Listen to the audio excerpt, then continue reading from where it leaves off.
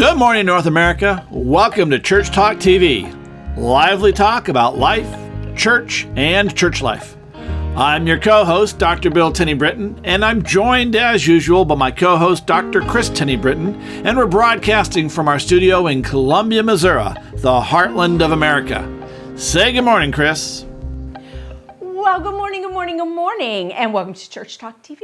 Kris and Bill Tenney-Britton here today to talk about how to cook up a transition, moving your church from a chaplaincy model to a transformation model where you're transforming the church and transforming lives in your community. Well, you can tell that we are in Missouri because I'm just like cooking up a transition. Can we pull out a salad? Right, yeah, we're like, what, a couple week and a half from 4th of July. Let's have a barbecue. Oh my gosh. I don't want to go outside to have a barbecue. But this is really an important topic for us, how we move from being a chaplaincy or having a chaplaincy model of church to having a church that's transformational. You know, we used to talk about transforming churches, and we talk about, we go in as ministers to transform the church, but the reality is now, today, for me, I call that transitional ministry, that we're transitioning churches to be transformational places where they are transforming lives, where that's what we get to see, which is very different from that chaplaincy model. And the problem with the chaplaincy model, that's not the problem, there's a lot of problems with the chaplaincy model. Please, if you're a chaplain, know that we're not bashing on the chaplain. We're talking about what chaplains actually do. Well, and that's what churches need. Some churches, not all, not most, but there are those churches that are beyond repair. Those are in hospice. That's right. They need chaplains. Yeah, they need chaplains to help them die in a dignified manner. Right, yeah. Exactly. But then there's the other churches that are in the chaplaincy model. And when we say chaplaincy model, what we mean is somewhere in the past, and we haven't quite got it pinpointed yet, but it's like in the 1900s, very early 1900s, maybe the late 1800s, we began to see a place where the pastors didn't go from church to church as evangelists or association people or circuit riders, depending on the denomination, and the congregation took care of the congregation, to the place where the congregation could afford to hire a pastor and to take care of them. To take care of them. Yeah, pastoral care, not friend care. Right, member care. Member. And so we moved into a model where the pastor was the paid employee to take care of the church, and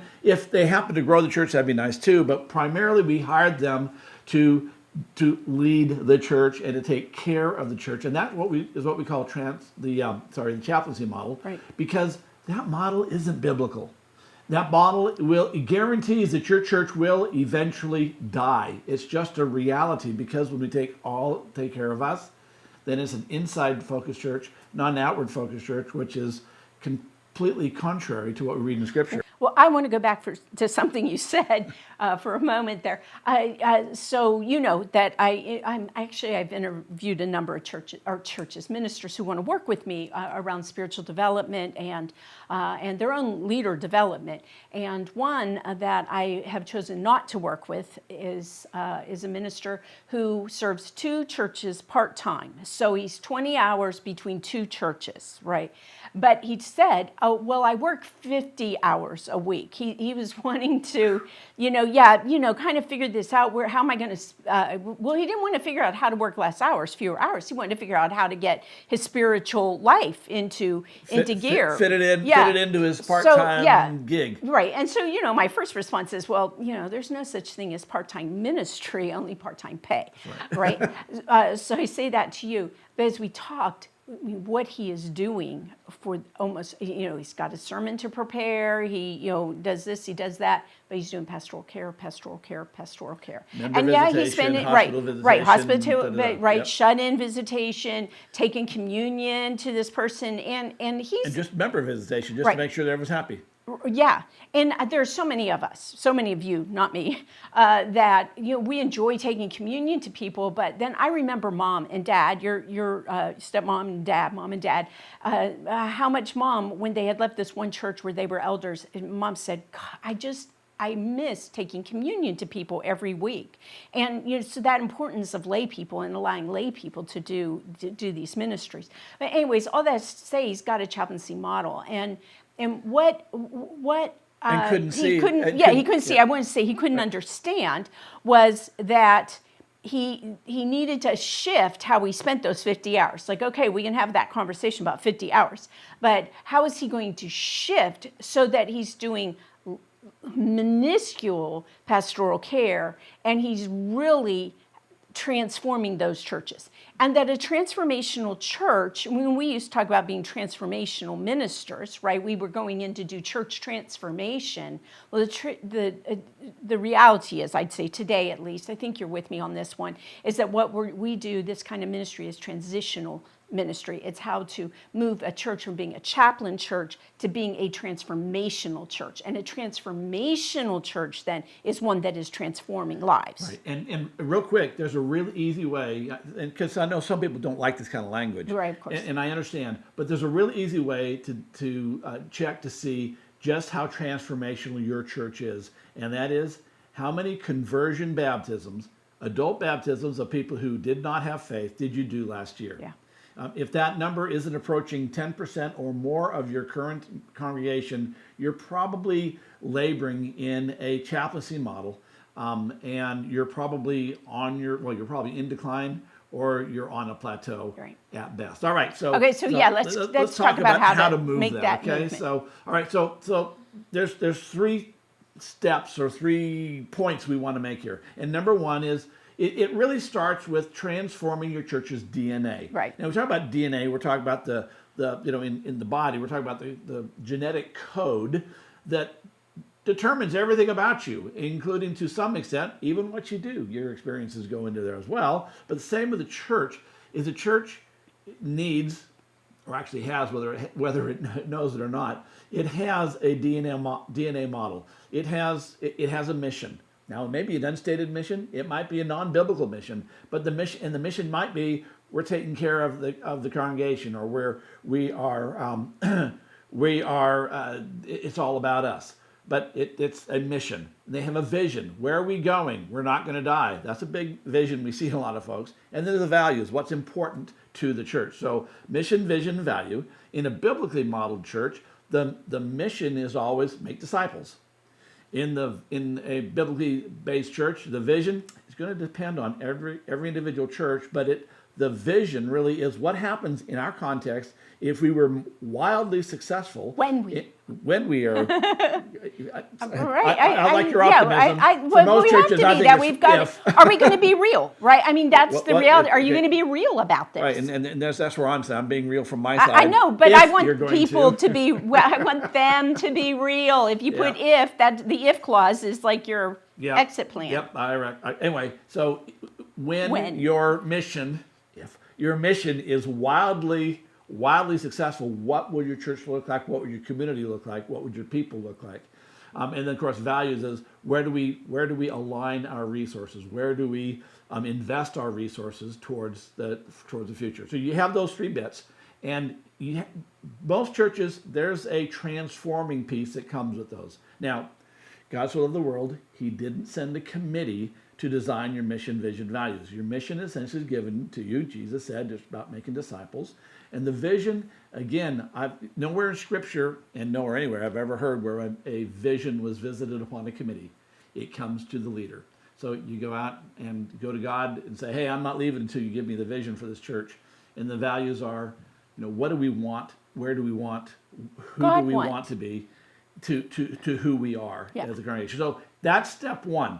Now, I'm going to say that it's step 1, but it's not necessarily the first thing you're going to do. But we'll talk about that as we go. In a moment. You have to have a foundation, folks. You have to have a DNA. Transform your DNA. So then the second step or second point, I don't want to say step either. So the second point. Point 2. Yeah, point 2. To this, which actually is a second step after this one, because you can't do this one without doing the first one. Okay. So this is the follow-up step to the one we just spoke about. So you're going to transform your DNA, and then you've got to refocus your priorities. So if indeed you are going to reach people, you're going to transform lives, and you know what that's supposed to look like for you now, you have to ask, what am I going to do?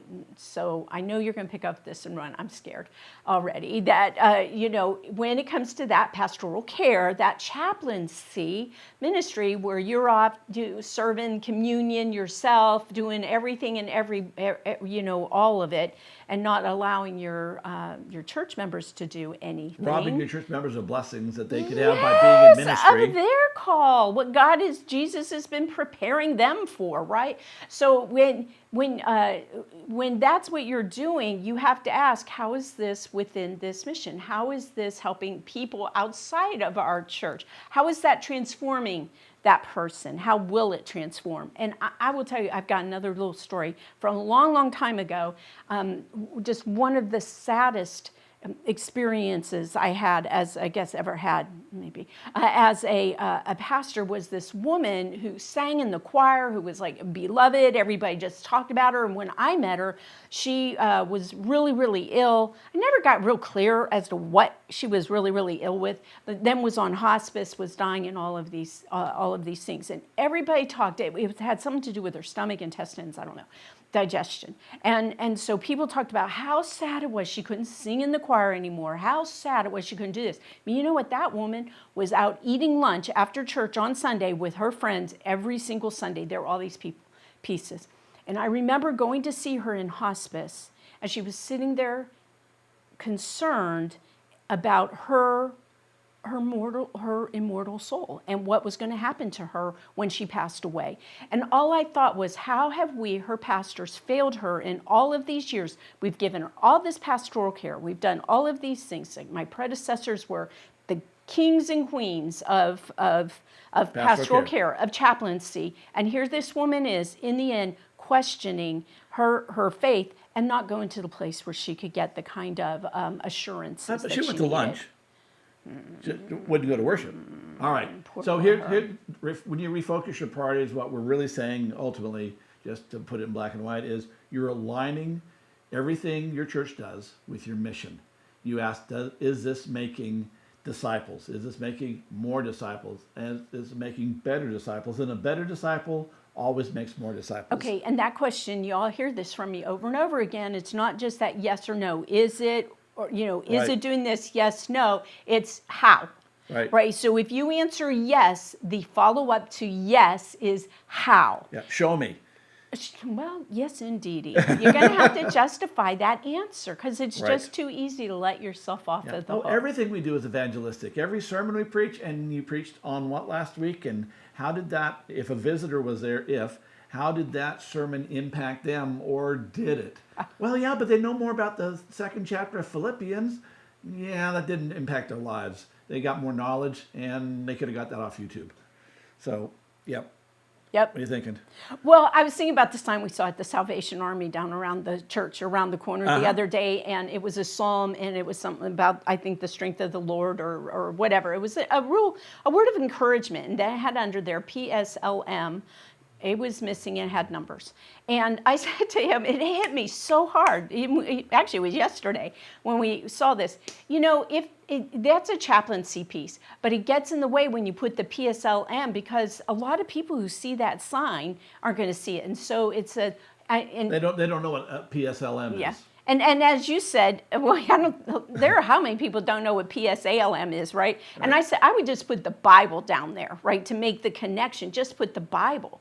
And then you said, well, then they can't look it up. And then I said, well, heck, you know, if they want to look it up or they wonder where is that in the Bible, then they can come in. So now you're having a transformation, or at least a possibility of having a transformational conversation instead of confusing them. So, I mean, that's the difference. You have a chaplain's heart. You're going to put those nice little psalms up, which you said, I give you this whole credit for this one, is, well, that's the ridiculous use of a sign, for which a marketing we concur. sign, right? Yeah, we're totally there. So that just tells us we're not talking about transformation in that church. We're not talking about reaching people. We're talking about chaplaining. That's right. Okay. All right. Okay. So transform your DNA. Get clear on your mission, your vision, your values. Number 2, refocus your priorities so that you're mission driven. And this is the biggie here, folks. And this is where we're going to spend the rest of our time. Once you know what your mission is and whatnot, then pastor, if you're not, you have to stop serving as the congregation's chaplain. That won't happen overnight. Please understand, the founder of the Effective Church Group said that it can take up to 3 years to make that transition. So it's not something that goes just like that. It's hard work, and it's hard on you because you've probably gotten the ministry to be that kind of a person. But if your church is going to be a disciple-making church, you've got to make that shift. And so you have to decide what belongs to you, what tasks can nobody else do, A, and B, what tasks that you're doing that belong rightfully to the congregation or don't need to happen at all. Yeah. So that is that handing off. But, as we said earlier, you don't necessarily have to have your DNA in there yet. You don't, you can start this off right now. This week. And you're better off starting now and starting small. As you said about 3 years, and Bill E. talking about the 3 years that it can take to change. This is so much why you need to have a coach. And I know we're going to put a plug out there for the Growing Church Network, but I just want to lodge that those 3 words in your head, and working personally with coaches. I mean, this is part of what I do to help keep you accountable and to help you get past. Someone said to me recently, is there any way I'm going to feel any more comfortable with this? And it was like, nope. Probably not. Yeah. So the first of those switching, those handoffs, what's yours? Conspicuous spirituality. You can't be part of transforming others. You can't help others, teach others how to transform their life or anyone else if your life is not transformational and in a state of transformation. So I want to go a little bit farther than that because you're right, and I agree 100%. Yep. Okay, you have to develop your spirituality. But here's the big word in that when it comes to, by the way, these are the 5 things you can't hand off, okay? You're going to hand off everything else but these 5. And the first thing is spirituality, but it's not just spirituality. It's conspicuous spirituality. Now, I know we've always lived with that verse, well, Jesus said, go to your prayer closet. Mm-hmm. Well, if you look in context of what's going on in there, Jesus talked about those who were out making braggadocio, hey, look how good I am, as opposed to Paul who says, listen, watch me. Let me show you how to be a Jesus follower. Right. Watch my model. Folks, people learn, your members and others in the community, learn what spirituality is by seeing others practice it. And you can do that. And there's a lot of different ways of doing that. We've talked about that. You can go find the spirituality stuff in one earlier church talk. But you need to be conspicuous. If you do everything in your study, no one even necessarily believes that you're being that kind of a spiritual leader. So get out there and show people how to do this stuff. Let your light shine. I mean, really, that's what that is, right? And it's not just about good deeds. Right, exactly. But here we go. Because if you're not engaging spiritually, developing spiritually, then you don't have light to shine, and it becomes ridiculous. Well, we show it there. That's where the braggadocio parts come in there. And I'll put this little plug out there, Phillips School of Theological Seminary, do this all the time. Phillips Theological Seminary in Tulsa, ptstulsa.edu. I'm starting a spiritual development course this week. I started it, and I don't think it's too late for you to get enrolled. And it's there. We're going to start a little bit about some practices for you, but then how to take that to where your spirituality is conspicuous, and people are asking you. I love it. This guy said to me, oh my gosh, he saw me with a cup of caffeine one time, and he said, oh my gosh, now I know why you're so upbeat. And I said, oh, come on, you know better than that. It's Jesus. He said, I knew you were going to say that. Yeah. Good. All right, so number 1, you cannot hand off conspicuous spirituality. You need to be out there practicing it and where people can see you practicing. Number 2, the second job that you can't hand off is mission alignment. Pastor, it's your job to make sure the church is aligned with this mission. And I mean, you're the leader, okay? And I get a lot of pushback when I say leader. Well, there's no such thing as a leader in the Bible. It doesn't talk about it in the New Testament. One of the 5 offices, if you will, that you find in Ephesians 4:11-13 is the shepherd. And we often think of the shepherd going, oh, let me go to visit people. Have you ever watched a shepherd work? Okay, a shepherd goes out in front of the flock and leads the flock. Okay, it's not standing in the middle. Say, what do y'all think? Let's move. And hems them in. I was just thinking about this. They hem them in too. Like, you are not straying outside there. That's right. Yeah. So, but they lead by going in front. Okay, that's what a shepherd does and what shepherding looks like. So, aligning the church around that mission. How does this at the board meeting? Oh, we want to do this fundraiser. How does this achieve our mission? Well, give us more money for it. No, that's not a mission. Okay, making more money is not our mission. Making disciples is our mission. Well, we have to have the money. Yeah, if you got more people coming in, then you would have more money, a lot more money, significantly more money. Yeah. So, let's get focused on the mission. All right, next is vision attainment. So now we're taking it to that personal level. It's not personal being the congregation's level. It's not just about that mission and making disciples. Now it's, what are you doing? What does that look like in your congregation? Now, you and I differ just a little here, and you include evangelism in this. And the only reason I'm differing is the minister definitely has to be engaging evangelism, but so does the congregation. Oh, absolutely. So I know we don't disagree at all Right. on that. So in evangelism, ministers need to be doing that. You do need to be taking people with you, and you need to be sending people out. So while Jesus sent out 70, and there are all these other folks out there, Jesus, he still was doing evangelism and modeling it. And when this vision attainment is more than just what happens in the mission. Vision attainment includes casting vision, and that casting vision includes your preaching.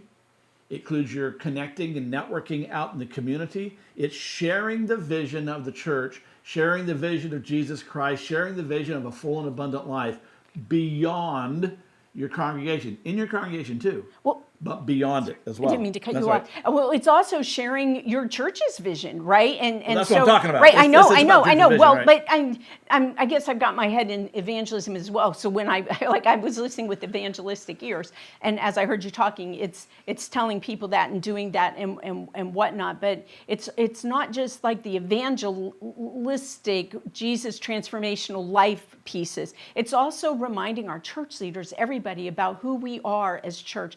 One of our professors along the way said, every conversation you have is a vision attainment conversation. Right. So you make a hospital visit, because we do have to make hospital visits from time to time. Church should be handling most of them, but there are times and there are those you need to go that see. we need to go see, and we won't go into depth there anywhere with that.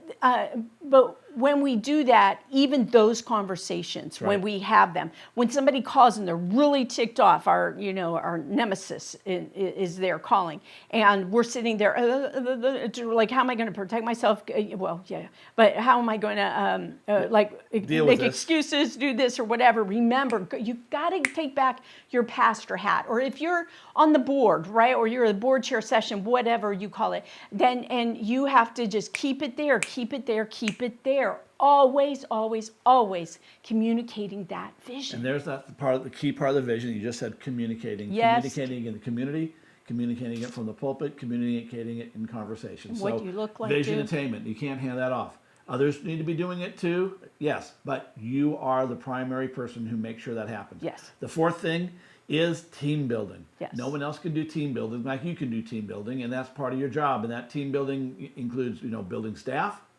It also includes, getting the right people on the board, the right people on the bus, the right people in the board, right on the seats, and then board. close the door and drive the bus. That's where Jim Collins missed it. Is that he never got around to talk about closing the doors and driving away, because not everyone's going to get on your bus. Stop trying to get everyone on their bus. Vision, mission, values. This is where we're going. Folks, get on or get off, but we're going off. We're going to get it. Which comes back to what you said, is you don't have to get your mission, vision, and values in place. You don't have to have everything mission line for you to start this process. Oh, you've got to be team You building can- from the start. Team building from the start, doing all of this from the start. Right. And I tell pastors, don't telegraph in advance to people, your congregation, your board, what you're going to do. Just get out there and do it. A lot easier to get permission or forgiveness than permission, number one. Number two, you don't need forgiveness because you're doing what God's called you to do and what the biblical mandate is. But start spending time doing these things, coaching your team, selecting your team, being out in the community with your vision, Praying into your team. Yeah, praying publicly, et cetera, et cetera, et cetera. So team building is key. The last one is fundraising. Fundraising. So we're not taught this pretty much in church. We hate thinking of stewardship as fundraising, but here's the reality. You, pastor, you are the chief fundraiser. When you carry notes in your back pocket that when you go see somebody and somebody says, hey, I'd really like to donate $1,000, $10,000, $100,000. How could the church use that? Whatever. But whatever it is.